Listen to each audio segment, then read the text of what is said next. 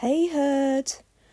Welcome to the Elephant Collective podcast, your space to dive deep into the mysteries of expanded states of consciousness. Join us as we connect with experiencers, experts and academics to uncover the profound intersections between so-called non-ordinary experiences, trauma and transformation. Hello everyone, this is the Elephant Podcast and today our guest is Paris Williams. Paris is somebody that I've known for about 5 years. I know Katie knows him very, very well. From what I know of Paris, he's an amazing individual, passionately involved in the work that we're doing. He's had his own awakening experience. Plus, his journey seems quite phenomenal. So I'm going to introduce Paris, bring him in and let him tell us his story. So hi, Paris. Thank you for coming on today. Yeah, hi, Samir. Hi, Katie. Really nice to see you both. It's great to have you, Paris. So yes, you'd like me to go ahead and just share maybe a summary of my journey. Okay. It's always interesting trying to summarize your life in a short period of time. But the essence was I had a very challenging childhood. I won't go into all the details, but yeah, quite a lot of trauma and just distress and loneliness and these kinds of things. And it was funny. I actually came across a hang gliding commercial at age 5. Yes, that's for me. On some level, I was just wanting to escape all that pain, and flying just seemed like, I was really drawn to just getting off the ground into the sky, super jealous of the birds. And I became a real passion. And I started taking lessons in my late teens, hang gliding lessons, and started teaching by the time I was 18. And for a few years, it was really effective. Like, I was super passionate. I loved the flying. I loved connecting with the birds in the sky and just having that bird's eye view of the world. And it really helped me to keep all that stuff. I mean, in a way, I kind of fooled myself and thought I had sort of escaped all the pain of my past. And all I had to do was keep flying and everything would be fine. But then I realized I wasn't quite right. Like, it was really, I just kind of repressed that stuff from my past, really. Not to take away the value of the flying. I'm really glad I went through that path. But by the time I got into my late 20s, essentially I got caught on this treadmill of achievement. Like, as long as I could get to the next achievement, then I could I could stay happy, everything would be fine. But then it's like all that stuff kept flooding in again. And then I'd have to get to the next achievement. And I was very successful. Like, I actually ended up winning a world championship title and quite a few national championship titles in different countries, and was designing gliders and traveling around the world. So ostensibly, I seemed very successful, and it seemed like I should just be totally happy. But I had to keep getting high. And finally, I reached sort of the pinnacle. There wasn't really any higher for me to go on that ladder. And yet I was realizing, I'm still like really depressed, kind of suicidal at times. And then I thought, well, what am I going to do? And so it was after my most successful year, competition wise, that I fell into a horrendous kind of depression and despair. And that ended up being, I'm not going to go all the details here, but it ended up being a kind of catalyst for a real breakdown in many ways. And luckily I had some resources. I had a really strong practice of mindfulness meditation. And I was able to turn to that because what was going on in my mind was so wild. I just knew I had to turn to my body because it was too much was going on in my mind to really manage. And it was pretty kind of crazy and wild. So I turned to my body in different ways, using mindfulness practice, but also just staying really active in the outdoors in different ways. And it kind of helped me keep one toehold on the ground while everything else was just really falling apart. Like, my entire worldview had just gotten ripped out from under me. And I knew that if I went into the mainstream mental health system at this point, that things would probably get much worse. I would be given some horrible labels. I would probably get lots of medications. So at least I had the wherewithal to avoid that, but I didn't know where else to turn.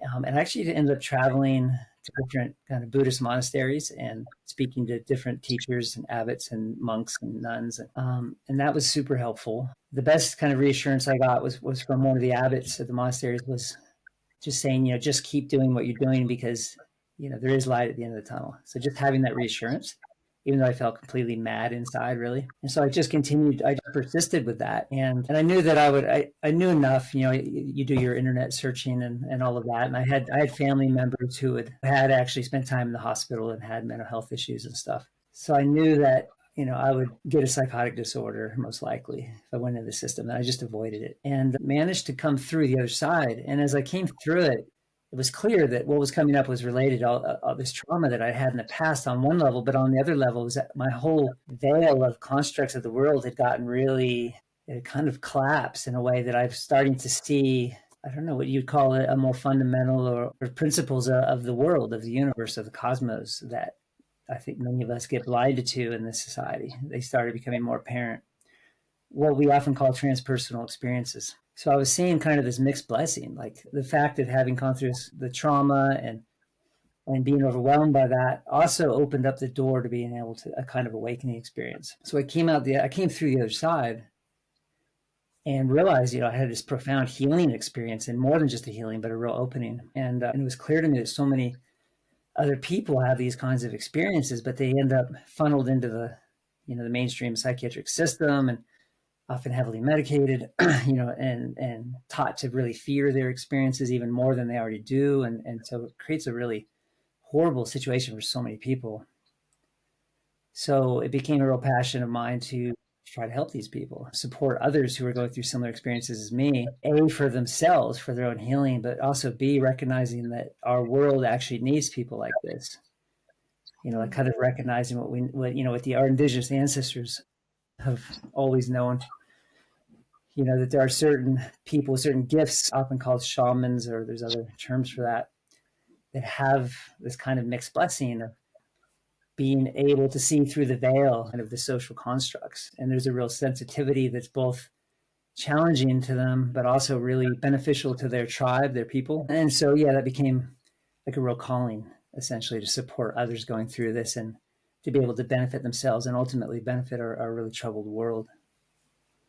So that's kind of where I am today, after obviously a lot more steps that I haven't named. But yeah, it's so interesting, Paris, how you talked about the similarity with kind of the shamanic journey, because we had our last podcast was with Jules DeVito, who works with highly sensitive humans, and said exactly the same thing as you've just said. And I'm just curious about, so you named a few things. So you avoided going into a hospital system, you avoided getting a label, but as you said, you could have easily been diagnosed with psychosis. And you named being really in touch with your body, being in touch with nature, and having validation from an abbot, from a monk, like in order to stay with this kind of presence and mindfulness. And I'm just, I guess it's just making me feel like, what do you think it was that helped you stay out of hospital? Like, what do you think is the difference? And I know we're really both passionate about, kind of seeing an end to what gets called differential diagnosis. Some people are ill and some people are having an awakening. And I'm curious as to kind of your take on that, like those things do you think those things really kept you from going down the psychosis route? And what is it that people really need when they're having these experiences in order, or do you think like there was something in your physiological makeup or in your, I don't know, personality that helped you kind of stay out of that? Yeah. So was it Joseph Campbell who said, to paraphrase, the mystic is swimming in the same waters in which the mad person is drowning, essentially.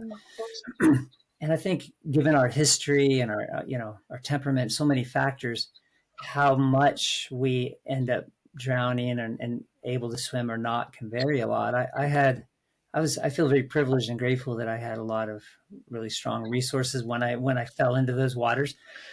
when I eventually, I kind of knew it was coming, and hindsight, for many years, I really knew that it was coming, and a part of me wanted it to come because I knew that my current state wasn't sustainable, and it was like I could sense that there's something really needed, and it was going to require a kind of serious breaking down in order to break through. I just felt, and when it happened, I was like, oh yeah, I knew this was coming. Even though it was actually much more intense than I'd even imagined it would be, to be honest with you. Because in a way, I almost prepared myself for that. Like I had done a lot of resourcing, I had done a lot of connecting with nature and the mindfulness methods for me. Not that that has to be the only way to do it, but just being able to have the capacity to be with my present experience with equanimity and kind of persistence. So I had these resources going in. I didn't have very good social resources, was probably what I missed the most, but I did have nature and body and mindfulness for sure. And I'm aware a lot of people don't have that or less of that anyway. And so when they kind of fall in these turbulent waters, in my case, I did have the capacity to keep that toehold and stay out of the system. Barely. I mean, it felt pretty precarious at times for sure. And I'm aware that other people don't, they don't have that for whatever reason. They do need more significant support. And unfortunately, the only thing we have to offer them in the mainstream society is more distress, more shame, more, actually fear of their own internal experience and all this stuff, which actually makes the internal split even worse. So there's a lot of ignorance around that. And this is where, on one hand, this kind of what you're doing, like spreading this information is so important so people can understand there's a different perspective that can be a lot better, a lot more helpful than you have a broken brain perspective. And be continuing to work towards actually, accessible, residential programs and peer programs, organizations that can actually take a person in and really provide them the support they need to get through this. So yeah, like you, I'm really opposed to the differential diagnosis perspective. I think ultimately, we're all transpersonal creatures, transpersonal beings living in a troubled world and coming through our childhood development with, very few resources when it actually comes to these kinds of experiences. And so I don't think that some people, you are psychotic, but you're spiritually awakened. I don't see it that way at all. I think all experiences are spiritual from my perspective, though what happens is the amount of confusion between the different realms of experience can vary radically. So what I talk a lot about in my book is it's not the actual experiences themselves. You can't really say if you have these kinds of experiences as psychosis and these kinds of, transpersonal or spiritual emergency. Instead, it's what's really more, I think, helpful is how much of a sort of observing ego or observing presence is there that can actually go, I'm having these experiences. Other people are not having these experiences. There's confusion going on. I need support, like to be able to actually have the wherewithal to do that, as opposed to just getting completely lost in the belief. Because oftentimes when we have these experiences, very, very powerful belief systems will emerge. The tendency, as we lose our normal constructs of the world, the tendency is to quickly latch onto some other construct of the world, which can often be, quite delusional or false. And to be able to have the wherewithal to see that I'm doing that. And that's where the mindfulness is super helpful. So then you can recognize, okay, actually I have to be kind of cautious here. I don't just believe every thought that I have, jumping to conclusion. I have to be a little careful about that. And having a kind of healthy skepticism towards my own beliefs that might emerge through this process. And at the same time, healthy skepticisms towards any imposed beliefs that, like whether it's the psychiatric system or something else. So being able to kind of stand, and that's where presence can be so powerful. Like if I can just stay in my here now present experience, that's true. I'm having these sensations in my body. I'm having these emotions. I'm having these thoughts. And yet I can still, reach out for some kind of support that I trust to maybe give me some reflection, some feedback, and what's emerging through me, and what can I believe, and what I shouldn't believe. So this is where the social support is so important and so missing. So that's why I think what you're doing here is so important. And the peer support, being able to, others who've had these experiences are in a position to be able to support those going through this in a way that you can't ever learn in a university. You're not going to get this in a textbook. So. Yeah, I know it's kind of a long-winded answer to your question, but those are some of the thoughts, I suppose, that emerged from what you just kind of brought forth. It's really helpful. And I know you talk about organismic wisdom, this kind of innate healing capacity that we have. And I was just thinking in terms of what you just said about that kind of having that observer perspective as being real key. And I wonder whether you think like raising awareness, just simply raising awareness about these experiences in public will help with that. Because I know often, like we talk about when somebody has an experience, they feel like it's just happening to them because it's so unknown or unspoken about within public discourse at the moment. So I guess if it's more normalized, do you think that's kind of going to help in terms of people being able to hold on to that observer, like, oh, okay, I'm having one of those experiences that are now being spoken about that is kind of normal. Name it to tame it. Absolutely. It's true. I mean, I get so many, that was one of the wonderful outcomes of the book, Rethinking Madness, and which came from my own doctoral research, was I get lots of emails from people. I still do. I just got one this morning, actually. Lots of emails and messages from people saying, thanks for writing your book. I was so lost, and I was really kind of buying into the kind of medical model system, which was was clearly not helping. It was actually making my situation worse on psychological level. Like, when you think that you're fundamentally broken, it's the worst thing you can worst belief you can have when you're in that kind of state, which gets reinforced, as we know, by the medical system. So challenging that is really important. Also, challenging the system of just, throwing more and more drugs at the problem and trying to repress these experiences further and further. It keeps a person stuck. I think of it a lot. There's basically a birth process happening here, rebirth process happening. Imagine, the baby halfway out of the canal, and then you go, no, you got to go back in. Right? That's kind of how the medical model works. So someone's sort of halfway through the birthing process, and then the professionals come in and say, no, you got to go back to where you were. And of course, it doesn't work. I mean, you can temporarily repress these things with lots of medications and stuff like that, but ultimately, it's not a sustainable solution. And so if people see it like that, so the paradigm is so important. If I see it as, I have this broken brain and I have this, fundamental disease, whatever you want to call it, then it's just about stopping the progress of that disease, right? So if you come from that medical perspective, then it makes sense why there's so much effort to just keep repressing it. But if you come from the organismic wisdom perspective, which is some deeper part of me that knows that my current condition, my current state of mind, my current worldview is actually not sustainable, and it actually initiates a kind of birth process, a kind of breaking down in the surface of breaking through process. If we come from that perspective, the way we approach it is radically different. So we see it, this is actually a birthing process, and what we need to do is create the container, the conditions to support that to complete. So it's so radically different how you would support a person from that perspective. Same, two different people, say, having similar experiences, but one, the medical perspective pushed them back into the uterus, so to speak, and the other is like, let's help you out into a new life. How can we support you in doing that? But ultimately, we trust your own wisdom knows what needs to happen, and we're just going to create the container and the conditions for that. I love that analogy. It makes so much sense. And actually, it really, for everything you're saying, fits with the experiential arc of what came out of my research when people talk about these experiences. So trauma kind of initiating this knowing, kind of, like you said, you had this innate knowing that things can't continue the way they are. And then this breaking open to this whole new worldview, kind of initiating this crisis, but also this transformation. And I know you talk in your work about the similarities between kind of the global crises, the meta crises that are happening, and that what happens for us on an individual level.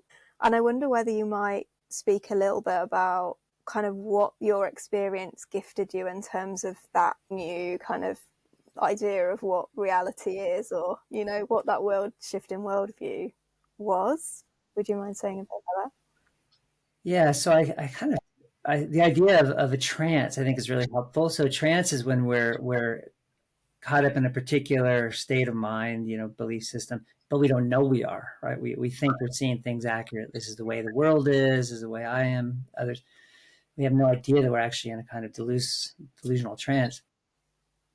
And if we kind of look at the trajectory of human species, kind of going back to our indigenous ancestry and whatnot, from what we understand, what we know from the remaining, lineage holders of indigenous wisdom, there was a intrinsic awareness that, we're not separate from the earth, or, we are simply part of the earth. We are manifestations of her and the cosmos. And so that the trance of separateness that we have today that pretty much dominates the contemporary society, that somehow humans are separate from nature. I mean, even the very word nature is a problem. Like, why it shouldn't be, we're all nature, right? But so there's this belief that this trance of isolation and separateness, you might say, that we're all kind of steeped in. I think, we're not born into that. As an infant, you watch how an infant looks with total awe and amazement at the world around them. And, it's clearly intrinsic within us to feel that deep sense of interconnectedness.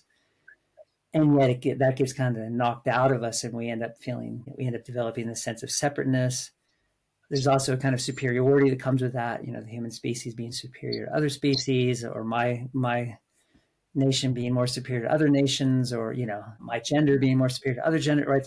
There's this whole kind of all these layers of isolation, separateness that emerge that are so problematic on so many levels, and it's coming from a false belief of separateness. And when someone so if everything goes fairly well and we're kind of conditioned into that, most people are, we don't know that we're conditioned to anything. We think this is just the nature of the world. This is kind of dog eat dog world out there, nature red in tooth and claw. We held these beliefs as kind of reductionistic, competitive, sort of separateness type beliefs.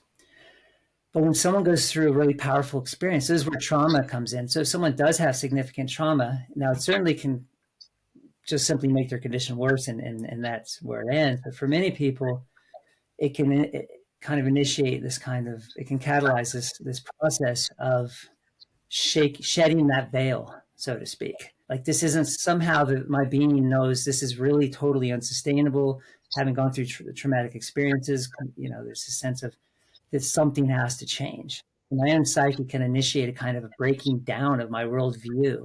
And in the process of that, also can open up the veil out of that, that veil of separateness that I've been conditioned into, and actually start to see the world in a much more non-dual or unified way, interconnected way. And so that's where trauma can potentially be helpful. And so that's why these individuals, it doesn't have to be trauma, by the way, but it could be other catalysts certainly can lead to this, but trauma is interesting in that way.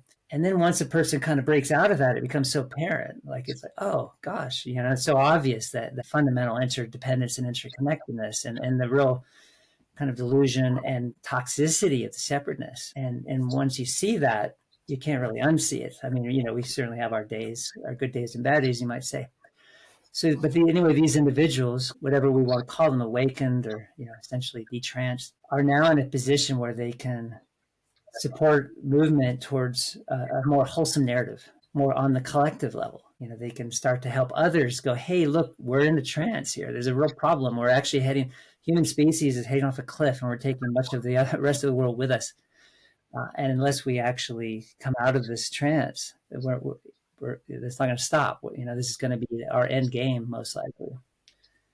So that's where I see this all comes together, the personal kind of awakening process, how trauma can be a catalyst, other catalysts can be there, and how that can support the collective. And it's just the last thing I'll say is, if you go back to indigenous wisdom again, it's no matter where you look, whether you look in South America or Africa or Australia, you find the same kind of pattern where there's a recognition that certain individuals, for whatever reason, had a thinner veil, that, they weren't, because every tribe is going to have its own unique trance, so to speak, its own culture, its own worldview. It's just part of and it's important in a way to have that. It just helps life be simpler among the tribe, among the people, to have a shared view. And also to be able to protect yourself from other tribes or whatever, there's a place for that kind of us versus them, that tribalism, but it's not the whole story. And some people were naturally sensitive to being able to see beyond that and have that more unified kind of experience of the world. And they would get, they would be called shamans, or there would obviously be other terms for that. No matter, again, where you are in the world, different indigenous tribes recognize the importance of these people, even though they might seem, some other tribe members might see them a little strange or whatever. They recognize that they played a really important role, because groups, we tend to become polarized. We tend to go towards groupthink.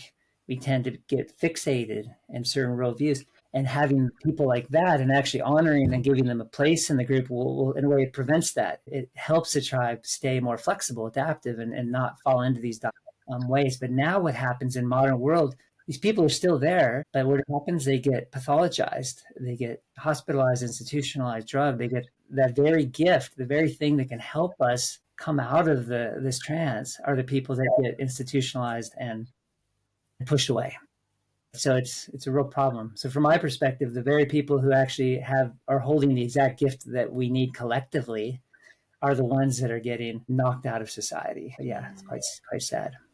Yeah, that's exactly exactly where I'm coming from as well, Paris. Thank you for that. You said that so well. Do you want to pick up from here, Smith?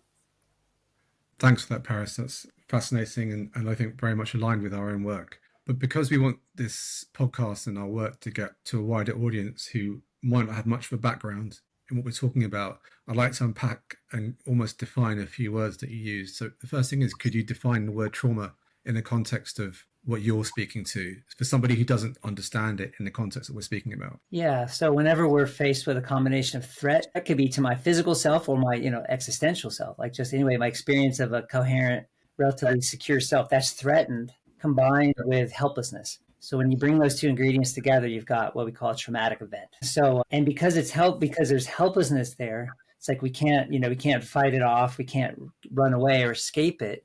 So what happens? We kind of collapse. So we go into a kind of a collapse response to some degree. And so that's typically how the, trauma, a traumatic event anyway, is. And then the traumatic response or trauma is the actual act of collapsing, essentially, of kind of going into a kind of helpless place or frozen or even dissociative place. And now that's not sustainable. Like generally, if you look at the way we're, if you go back to evolution and stuff, the way we're wired, like let me just give a little example. Let's say I'm a bunny rabbit, and I get, I hop over to a corner of the field and a coyote jumps out after me. First thing's going to happen, I'm going to go into fight flight, sympathetic response, fight flight, and I'm going to run and then so I'm going to go to flight because the fight's not going to work against that coyote really very well, the bunny, but I'm going to flight. And let's say I take a bad turn and I get trapped, I get cornered, and now the coyote's coming after me. I can't fight, I can't flight, I collapse. And literally I go into both a physiological and a psychological kind of collapse place. And we often say death feigning, but it's not actually really faking it. It's like they're literally kind of moving towards death. But it has a survival response for them. They're going to feel less pain. They're going to bleed more slowly. You're not moving. So the coyote is going to drop her guard, so to speak, and not be quite so vigilant. Coyote might bring me to her lair, her den, drop me, go get the pups, think I'm basically dead. And in that moment, I still have all this energy underneath it, and I still have the possibility of escaping. So from an evolutionary perspective, it makes sense why this happens. But I'm either going to get eaten or I'm going to escape. But I'm not going to stay stuck in this collapsed space. We're not designed for that.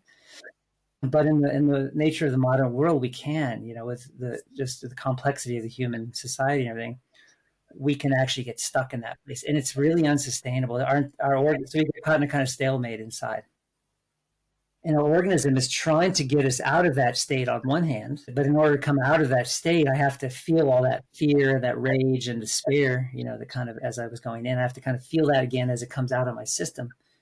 And so I don't want to feel that. Who wants to feel that stuff? So there's another part of me that's pushing it back down, like get caught in an internal stalemate. And I can get stuck there for months or years even. And it's really it's really like toxic to my psyche, to my body. And so at some point, this is where it can initiate, like, again, my organismic wisdom, this deeper part of my being knows this is not sustainable. We got to get out of here.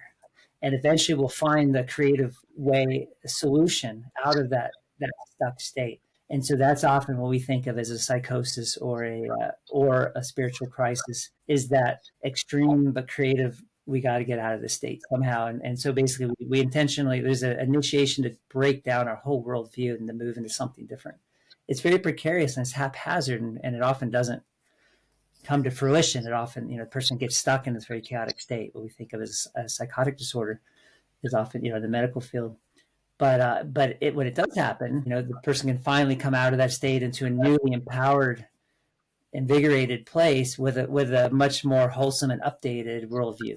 So that's how the kind of the trauma can give us that push. Now, if I don't have that traumatic event, I don't really have the incentive. It's like, there's maybe some part of me on the unconscious level, transpersonal level, knows something's really wrong. And most people, I think, kind of feel that there's something really wrong, with the society, with the world as it is. But there's not enough push or incentive to go to such extreme strategy. So we just kind of stay stuck in the kind of more social trance. Does that help? It does. There's a lot that I want to unpack if we have enough time to do so. The first is, first of all, thank you for that.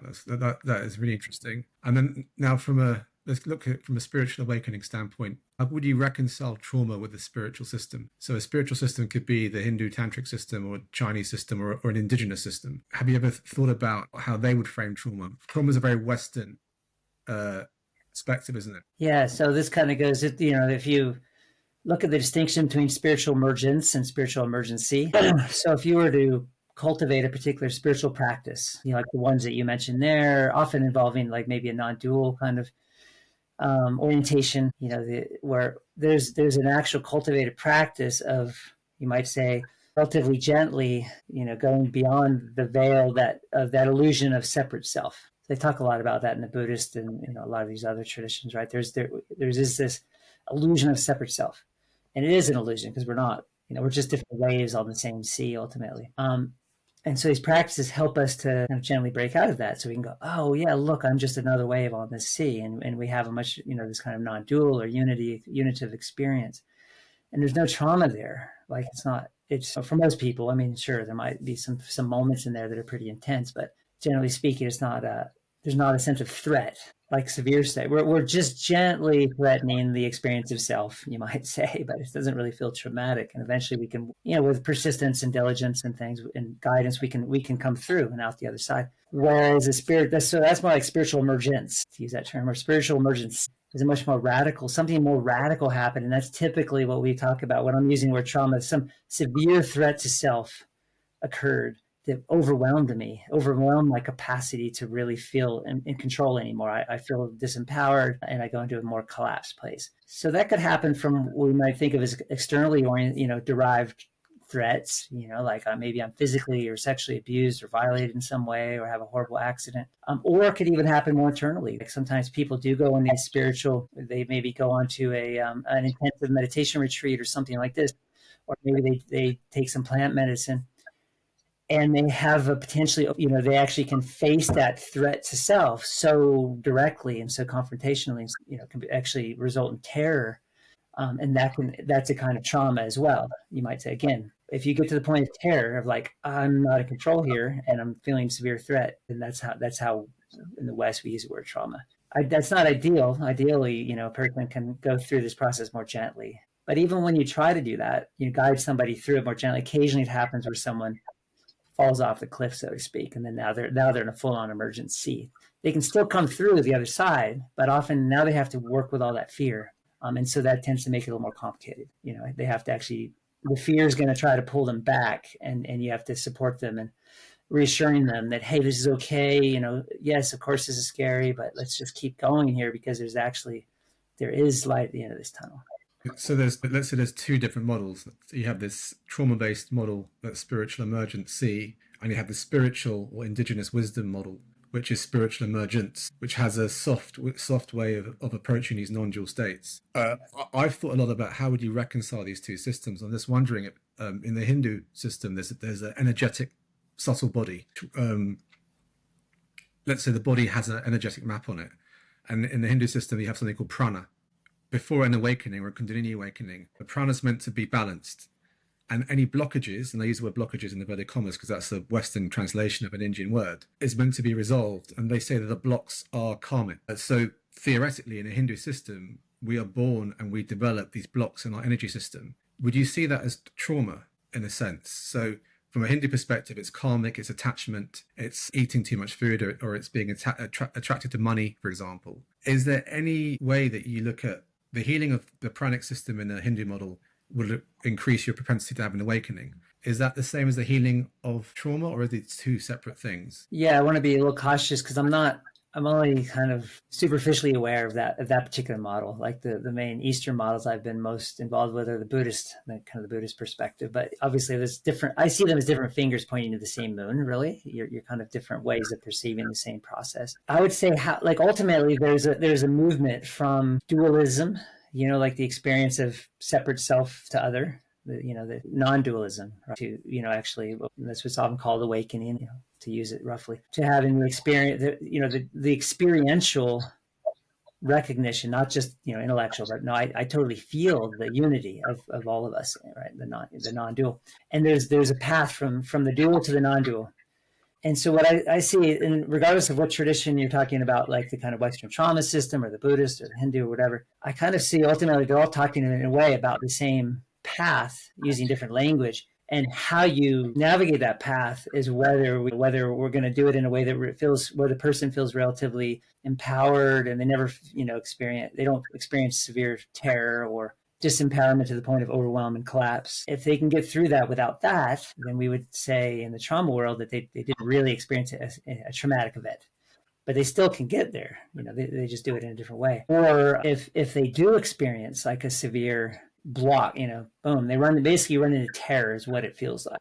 You run into a moment of like, I can't do this. This is totally overwhelming. And then fear or terror emerges in that moment. And then that kind of sticks you, because now the fear is saying, run away. This is dangerous. And it pulls you back. And ultimately you have to actually make peace with that fear in order to keep moving forward, whether you're doing it in a kind of more energy-based, prana system, or whether you're doing it in, what we call the kind of Vipassana or mindfulness-based approach in Buddhism, or whether we're doing it in the more Western transpersonal.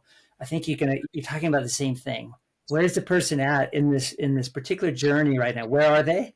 And how much fear are they dealing with? Like, how stuck are they? Or going back to the birth canal, are they stuck in the birth canal? And so generally speaking, I think it's very organic. That movement is quite organic, like birth is, but it can get stuck sometimes. And then that's where a facilitator, based on the particular tradition that works for you. So if you seem to really resonate with this more Hindu approach, or whether you resonate with a more Buddhist approach or Western transpersonal approach, I think finding someone that actually resonates with how you experience this particular journey is really helpful and uses the language that works for you. But ultimately, it's the same thing. Oh, I'm kind of stuck in the birth canal here. How do I get through that?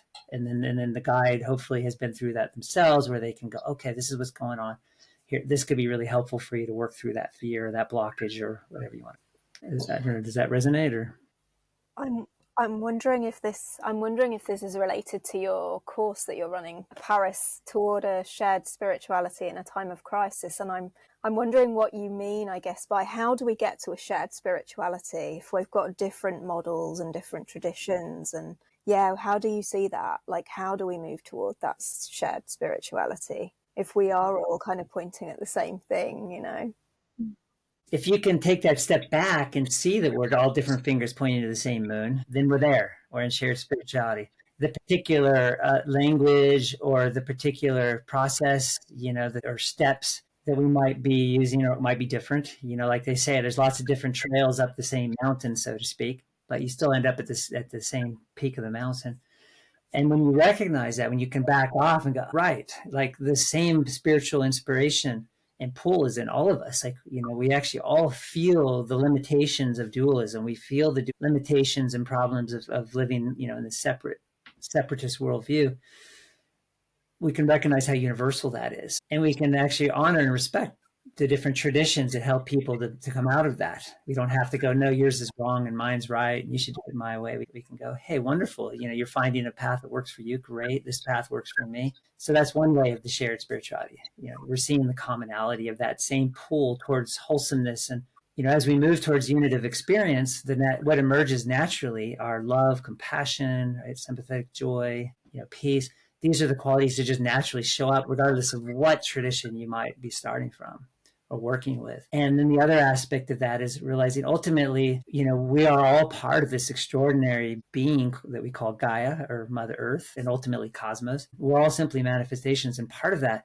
And we're all on the sinking ship together, really. Like right now, our ship's going down, whether it's just our species, and it's obviously a lot more than just the human species. And we're in this together. How can we work together without bickering over the language or the particular spiritual approach one person might have versus another, and come from that place? That's the shared perspective. Yeah. So important right now. Yeah. Yeah. And that really speaks to, the foundation of Elephant in these multiple perspectives. And they all hold a truth, right? They all hold some reality. Yeah, that's right. And that's the other thing that's really nice about that is, each perspective, even though we might say ultimately they're pointing kind of in the same direction, but they hold the different vantage point. And we can really get curious and appreciate, like, oh, what does that particular perspective see that I'm having a hard time seeing over here? And can I learn from that? Can I really appreciate that? That's right. Is it possible that spontaneous spiritual awakening, what we call notes, I guess, in Elephant, non-ordinary transformative experiences, is it possible that this is a new spirituality in and of itself? That what we're witnessing is the birth of something new. It doesn't have a book or a revelation or a prophet necessarily, but what you've just described is a new form of, if you do it correctly, let's say, or if you go through the pathway, you can possibly have the same experience that you would have if you practiced many, many years of meditation and yoga, but you happen to have it through trauma-based experiences. And if we're witnessing this collectively, then are we witnessing the birth of something phenomenon that is new, let's say? I would say, yeah. There's that principle of emergence, where something new emerges that's greater than the sum of its parts, right? And I would say that's exactly where we're at. Like, if you look at the course of evolution, what we see repeatedly are these kind of sort of, long periods of relative equilibrium punctuated by severe crisis. The Earth has had, in the last billion years, we've had 5, now you can say 6 serious extinction events. But each time something really novel would emerge that didn't exist before, that would actually resolve the crisis and move the whole Earth, a whole biosphere, into something quite different. But then it would be sustainable for often hundreds of millions of years till the next crisis emerged. And actually, that even goes back to the first, bacterial life, 3.5 billion years ago. So we actually, even before then, even before complex life, we see the same pattern of these crises. Oh gosh, everything's going to die. Oh, and then something new would emerge. And so I actually think that's exactly where we are right now. Well, and so part of it is being able to stand in the mystery.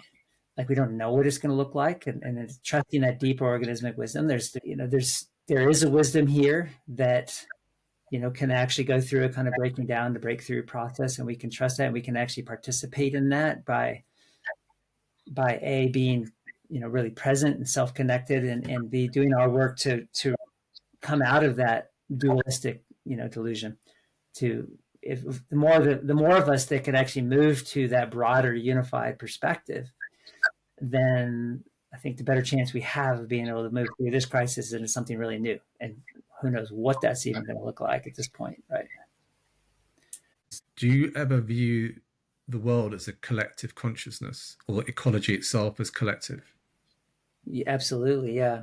Well, like I talk, the idea of Gaia, right? The Earth, how she's, and you can look at her like one living organism, in the same way that your body is composed of many different cells, and each individual cell is like its own separate organism in a way. It actually has all the properties, the qualities of an organism in its own right, but then all these cells work collectively together to create Samir, right? Katie or Paris. And then there's a kind of a new emergence out of that. And so in the same way, each one of us can be seen as like a cell in the much larger organism, the biosphere, or Gaia, if you will. And so in the same way that you might make the case that each cell in your body actually it might not have a specific consciousness or awareness that is part of that, but there's an intrinsic movement, impulse to support the broader organism. It's there. The impulse is just naturally there to support the larger organism, even if the individual cell doesn't quite know that's what it's doing. And you could actually say the same thing with all living organisms on Earth. The impulse is there to support this broader living organism. And each one of us actually has that inside of us. And so that's kind of the extraordinary, like the idea of deep ecology is to get curious about what is my unique niche, what is my unique gift, my unique place on this earth, and how can I contribute? So there's this question, where does my soul's passion meet the world's needs? And that's a really lovely question to contemplate that helps you to connect to exactly that. Where's that impulse to contribute to this larger, extraordinary earth? And if you follow that, well, actually, it's there, and it's exactly the thing that lights you up. It's the thing that makes you feel like that life is meaningful. If you follow that impulse, you will naturally, in my belief, contribute to the well-being of this earth. So then from an ecological perspective or eco-spiritual perspective, active awakening is moving from the individual to the collective consciousness. It's essentially, it could be an evolutionary process where suffering or trauma, if you look at trauma as suffering, is some kind of evolutionary aspect of an individual merging with the collective on some level. So we have these kind of non-dual experiences, but perhaps we are actually merging with a collective consciousness, and that the barrier between us individually and that collective is some, whether they call it block, trauma, pain, suffering, whatever word you want to use, and this kind of collective awakening that's happening at the moment, possibly some evolutionary shift in our species to merge with the collective. Yeah, like I love, remember. If you write the word remembering as re-membering, becoming a member again. So in a way, that's it. We've dismembered. We were for our whole evolutionary history, we were members of this relatively harmoniously functioning, healthy Earth biosphere, and then we dismembered for whatever reasons. We don't have time to really go into that now. I've done a lot of kind of exploration and research around the dismembering, and so ultimately, survival for us requires a remembering, from, like you say, from the individual person or the individual species of the human to go, oh, that's right, we are actually part of this collective. And we actually have a really important role to play, like all other species here. We actually do have our own unique, really essential role for this Earth. And how do we come back and stand in that place as one species among many in this beautiful planet? Yeah, I think what I was going to say or ask you, Paris, was really related to what Samir just said in terms of like we've forgotten. Do you think, I mean, this is kind of, I guess, contentious, but do you feel like we're kind of being born into having these trauma experiences with some intention almost of kind of coming and being part of this catalyst for this new evolution of consciousness? Like, I guess if we're likening it to some of the more Eastern models and philosophies, I know personally I have a belief that I chose to kind of come in and experience those things in order to be part of this collective shift. I know this is, something some people believe, some people find that really challenging, which I understand.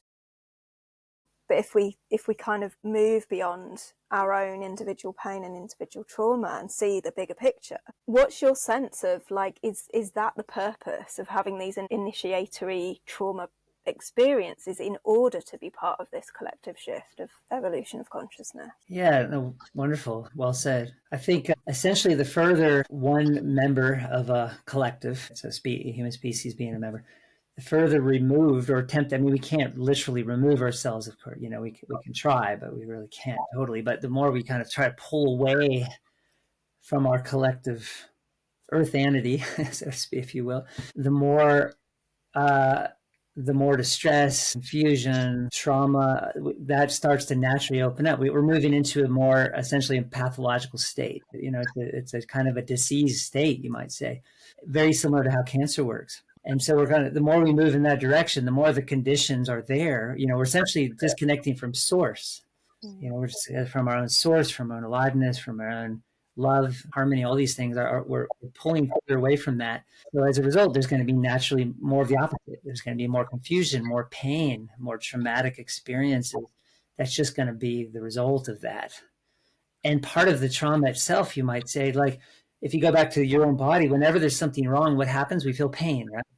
Like when everything's healthy in my body, I don't really feel anything. I mean, just, there's sensations, but there's nothing, there's no alarm bells going off or anything. Everything feels fine.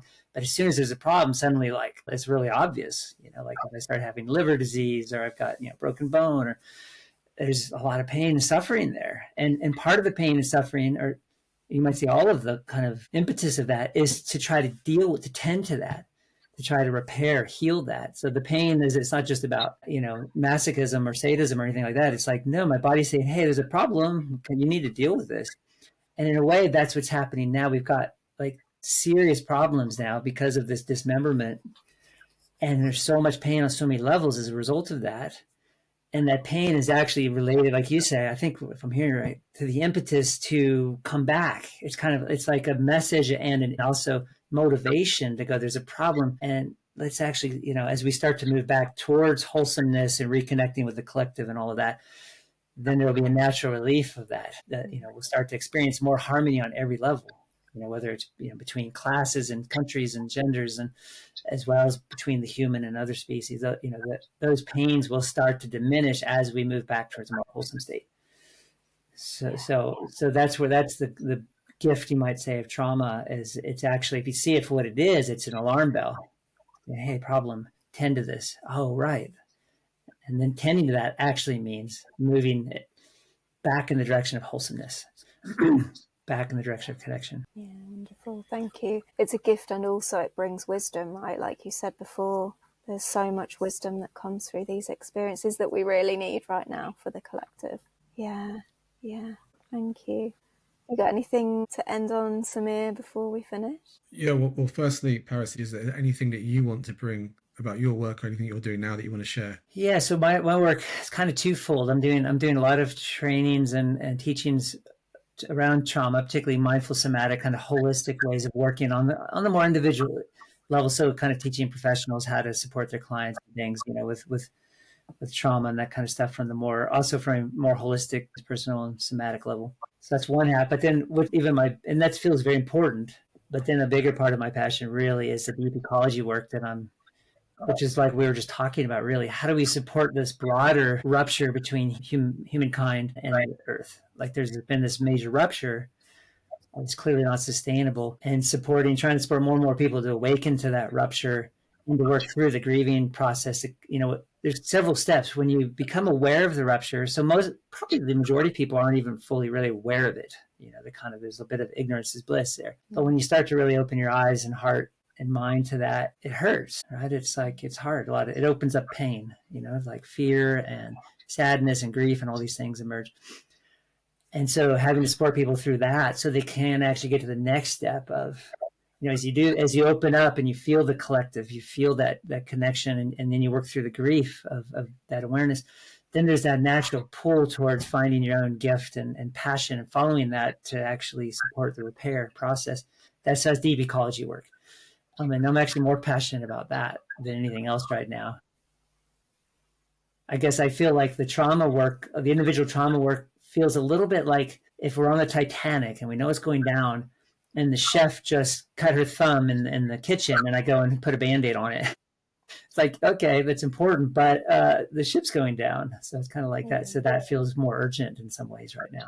So yeah, that moving more towards that collective work. And I'm doing that with online and residential kind of, retreats and workshops and things, trying to support people in doing that work.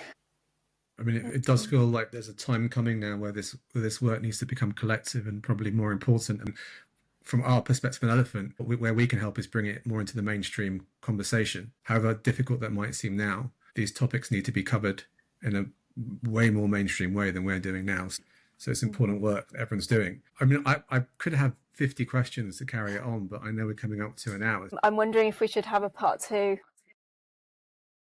Maybe, Paris, when you're ready to run your course again, we could have another conversation. But yeah, I think we're just getting into some really juicy stuff, and I love that analogy of the Titanic sinking, because I think this speaks so kind of clearly to why we need to make these conversations mainstream. Everybody on that ship needs to be grabbing a bucket, right? And we need to help them find their buckets, because that's kind of what I'm seeing this as. It's like everybody has an internal bucket and some people don't even know. And it's like, how can we just help people see what shape their bucket is, if that makes sense, Yeah. Thank you so much for your time and everything you're doing and your wisdom and sort of the support you're giving people in order to do this work. It's so vital right now. So thank you so much for being here. Oh, likewise, Katie and Samir. I'm really, really grateful for your work. Really important work that you're doing. So thank you. Thank you. And we're going to put your bio and your links into the description of the channels that we have as well, so people can reference your work. Is there any particular website you want to share before we go? Yeah, so the integrative psychology.info is where I'm kind of hosting my different offerings at the moment, and I'm going to be adding more and more in the near future. So that's probably the most relevant to what we're talking about here. Perfect. All right. Thank you very much, Paris. Look forward to part 2. Thanks. Great. Paris. Yeah, likewise. Yeah. Okay. Bye. That's it for today. Thanks for listening to the Elephant Collective podcast. If this episode resonated with you, please share it with someone who might need it. Remember, the wisdom of the herd is strongest when we come together. So stay curious, stay connected, and keep exploring the mysteries. You're not alone on this journey. See you next time.